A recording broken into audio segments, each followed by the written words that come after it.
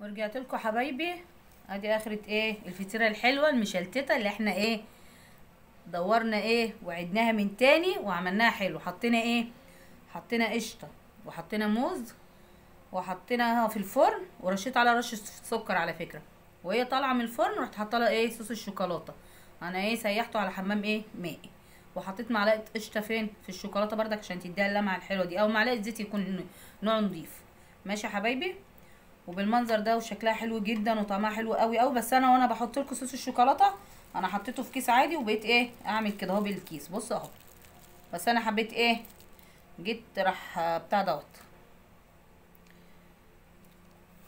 الكاميرا ما صورتش. ماشي يا حبايبي. واهو وقطعتها بسم الله بسم الله. بصوا عامله ازاي جميله جميله بجد بجد. طعمها حلو جدا حلو بجد مش بهزر ولا بقول لكم كده والله.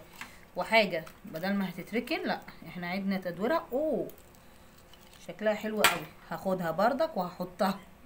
بصوا حلوه ازاي بسم الله ما شاء الله. يبقى احنا كده بفطير المشلتت حطيناه. خليها كده منظره احلى. ايه رايكم؟ حاجه حلوه من غير حاجه حلوه. حاجه من حاجه. عملنا فطير مشلتت اكلناه بالعسل وبالطحينه واكلناه بالجبنه القديمه وفاض منه رحنا عملناه ايه حاجه حلوه. عايزين بقى تحطوا مكان الصوص الشوكولاته ده صوص كارمل حطوا. عايزين تحطوا عسل ابيض حطوا زي ما تحبوا. عايزين تحطوا شوكولاته بيضه حطوا. عايزين تحطوا صوص اي صوصات حطوا.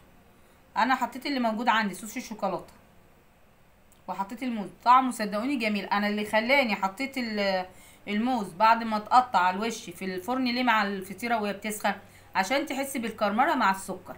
تحس بطعم حلو كده بتدي طعم قشطه سمنه بلدي. طعمها بيبقى الموزه حلوه قوي.